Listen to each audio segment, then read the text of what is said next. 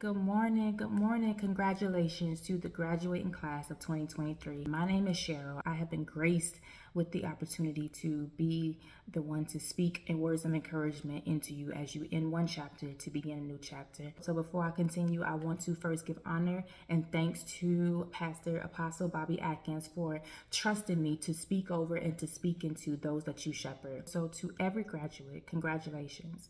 You are ending one chapter and you are about to enter into a new chapter, which means you are about to pivot and you are about to enter into transition. And every time you are entering into transition, it is always necessary that you receive so much words of encouragement so that you can hold on to it as you journey through these next chapters. I want to remind you of some things before I move into the encouragement realm. No one sneaks into this earth without God's attention. God has put each of you on assignment before your formation ever began.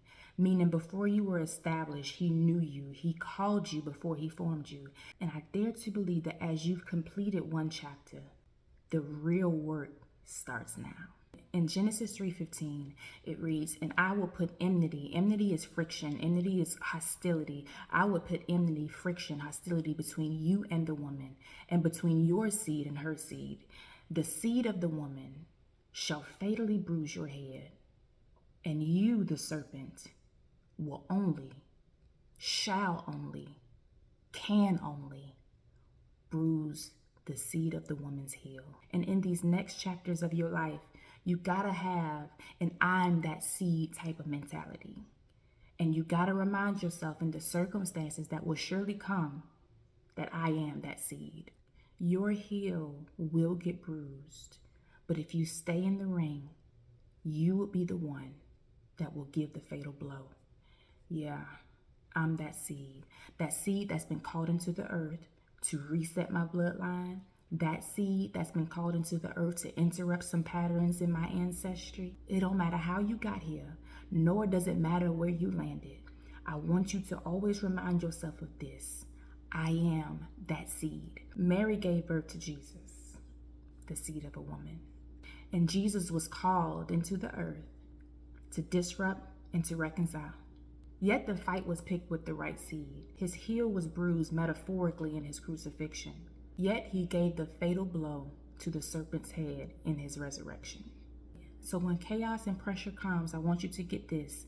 You have to remind yourself the fight was picked with the right seed. You will do what's never been done or seen in the generations of your family. But let me tell you, with being that seed, you will endure a level of crucifixion.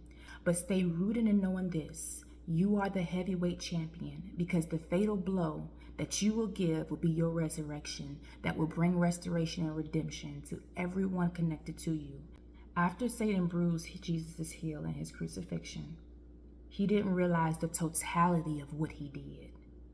He messed around and picked the fight with the right seed.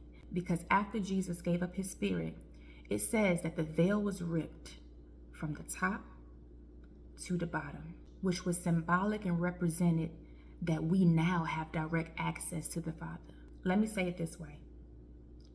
You are that seed that will cause the veil to rip from the top to the bottom and create access and new possibilities for your bloodline. You will hold the door open for those that never thought they could never have access to.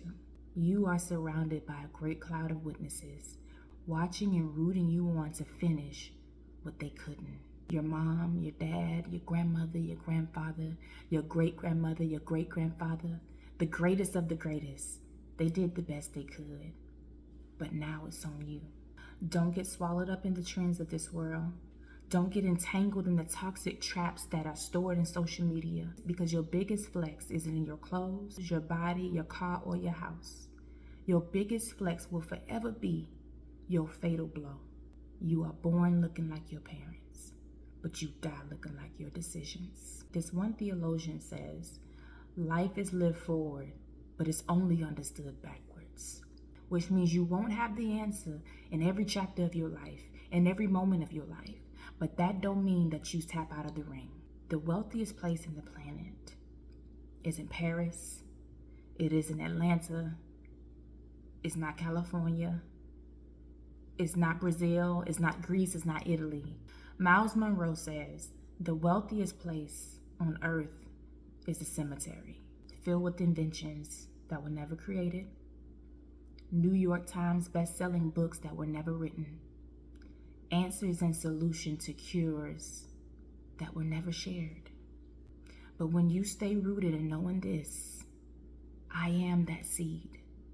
Come hell or high water, bruise heel after bruise heel, you will not come off of your assignment. You gotta make sure that the veil rips from the top, honoring the great cloud of witnesses, all the way down to the bottom for the generations after you. I am proud of you. Congratulations. Hang on and knowing this. I am that seed. Your heel will be bruised, but if you stay in the fight, it'll be you that will give the fatal blow. Thank you for having me.